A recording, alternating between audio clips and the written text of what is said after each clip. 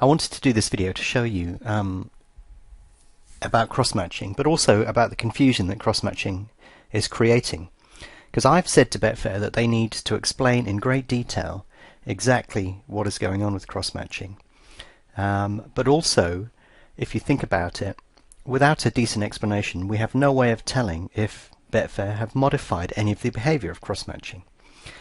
And you tend to find that cross-matching and the effects of cross-matching are most dominant in a two-runner market, or a market where it's very likely that an offer on one side of the book is going to influence an offer on the other. But fundamentally, if you look at the way the cross-matching works, if I go in and I lay at 157 here, that all looks pretty normal. There seems to be nothing unusual going on there. But if you look at the ladder on the right-hand side, when an offer to lay, can you see how it's influencing the prices over on that side of the book? The reason that it's doing this is if you take the price of 157 and you do the opposite of that, so instead of laying at 157 you back on the other side of the book, this is what cross-matching is doing. It's basically shifting the orders on the other side of the book, so that if somebody comes in and takes a price over here, then it will take out your price over there, which is dreadfully confusing.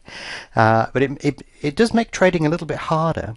But I think the worst thing is that people keep thinking, so for example, if I try and take the money at 286, does that money exist there or does it not?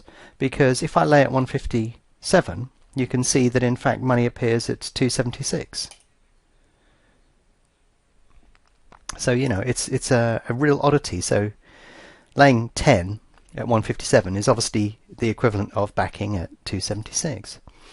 But if I back at 278, then can you see money appears at 156? So can you see how you do something on one side, it's doing the inverse on the other side? And if you take the wrong price, then it will have the effect of altering the other side of the book, or other prices. And one of the problems that we have now is that Betfair do this across markets. So if you do something on over and under 2.5 goals, it can affect the correct score market, and the correct score market can affect over and under 2.5 goals. And that makes it even more confusing. But generally, the effects of cross-matching and the oddities that you see tend to occur in markets where there's only two runners, because one will directly have an impact on the other. If you have 3, 4, 5 or 6 or more runners, then that will also affect it, but in a more subtle way.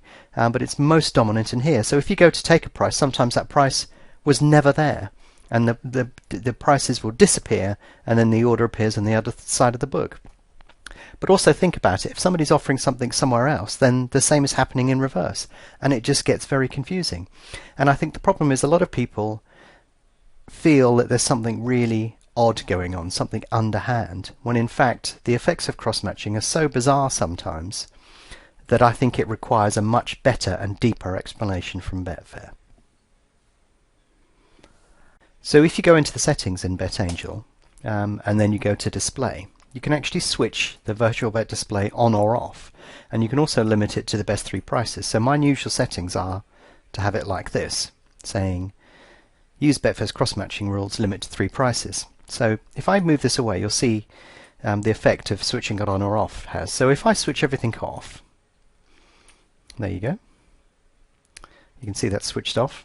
You can see a lot of the bets in the market are phantom bets. They don't actually exist at all. All they are inverse positions of other bets that are in the marketplace. So look, if I switch virtual pricing on, there you go. If I switch virtual pricing off, there you go. So if you're trying to take out prices, or you're judging what you're trying to do by trading by looking at where these prices are in the market, they don't actually exist. And I think that can get quite confusing.